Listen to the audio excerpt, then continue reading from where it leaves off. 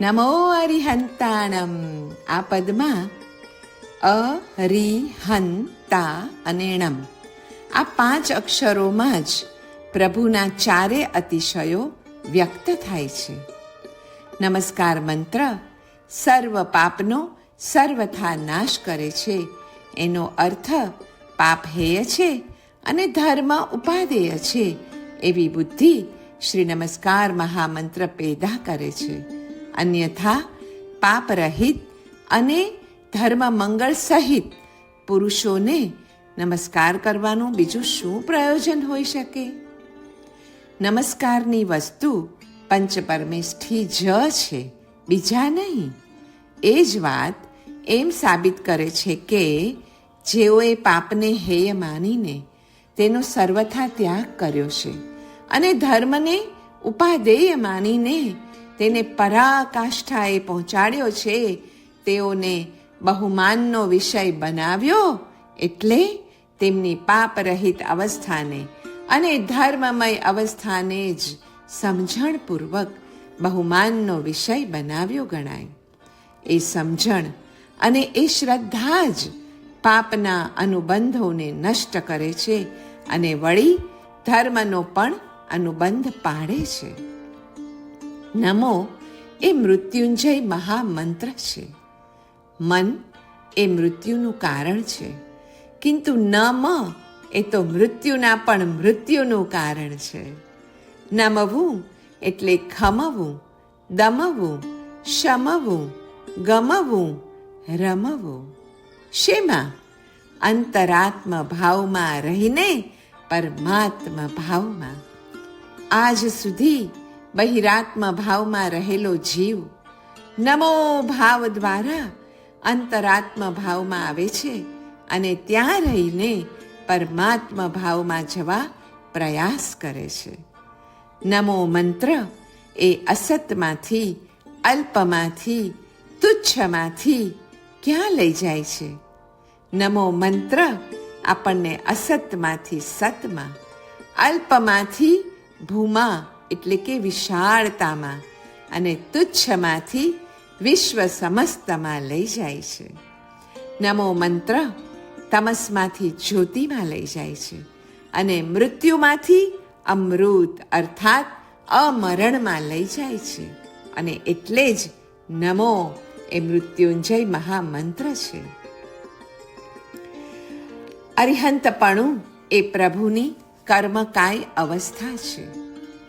સિદ્ધપણું એ પ્રભુની તત્વકાય અવસ્થા છે અને આચાર્ય, ઉપાધ્યાય અને સાધુપણું એ ધર્મકાય પ્રભુ છે. પ્રથમ પદ વડે નમો અરિહંતાણમ, નમો અરહંતાણમ, નમો અરુહંતાણમ થાય છે.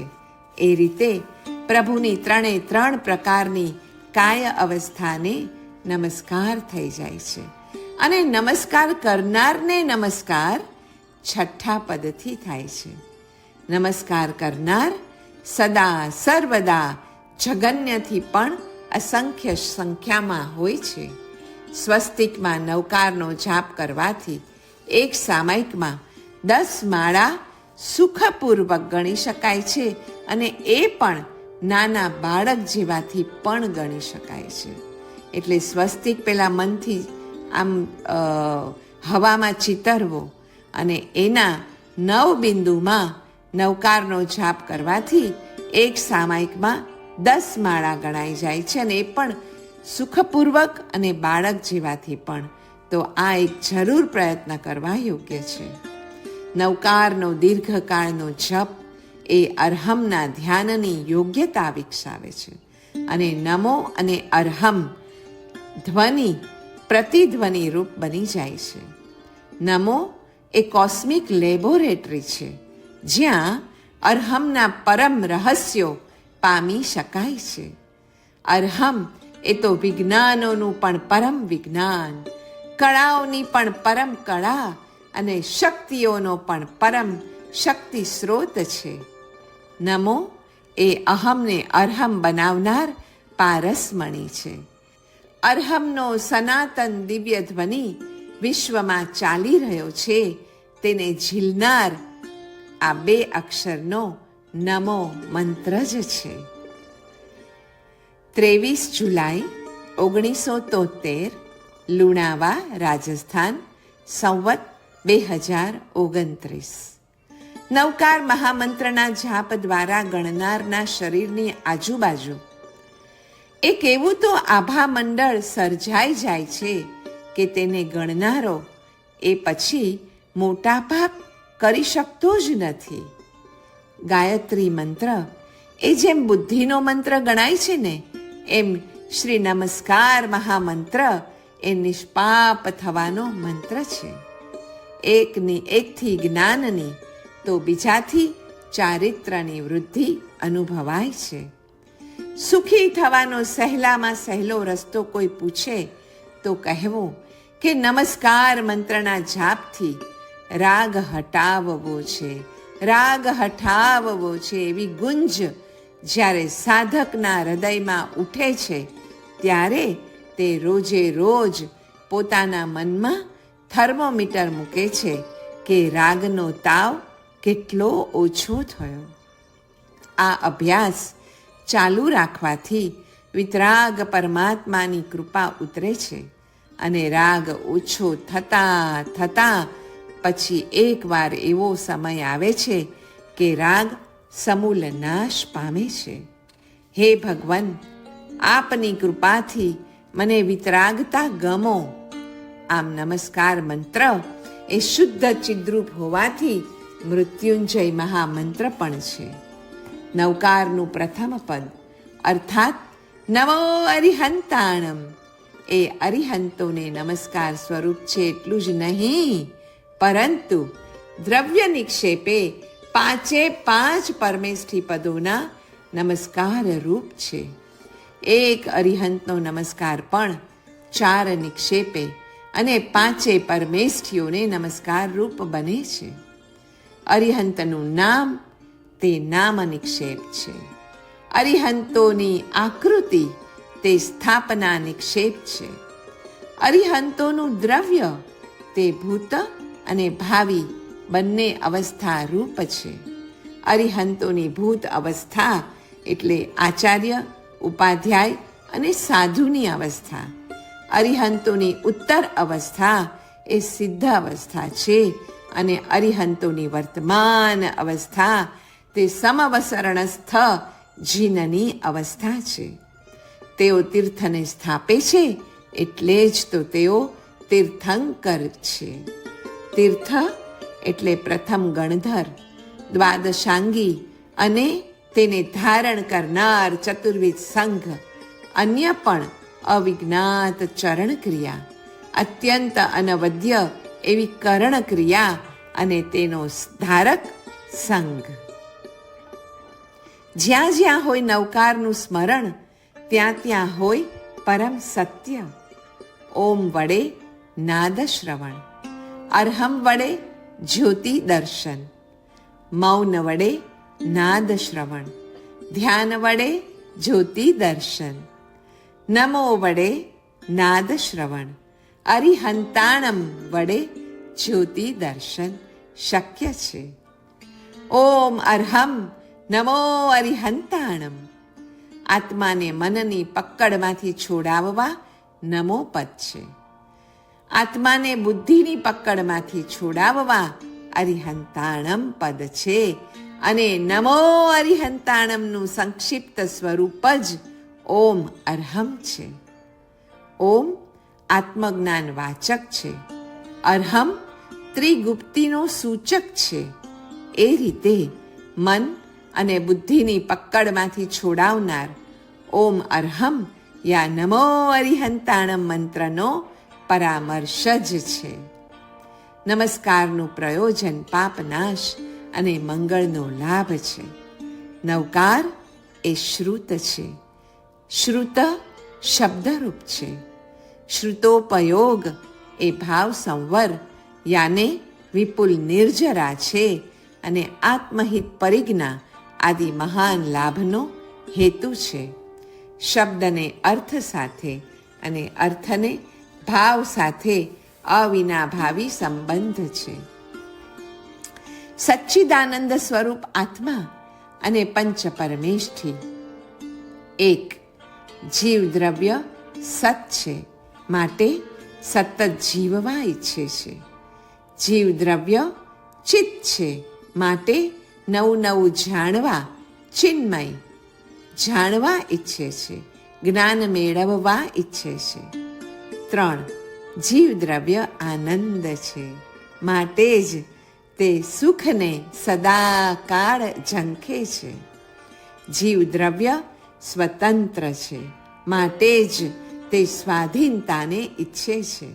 અને જીવ દ્રવ્ય પરમ ઐશ્વર્યયુક્ત છે, માટે જ આ જગતના બધા જીવો પરનું તે સ્વસ્વામિત્વ ચાહે છે.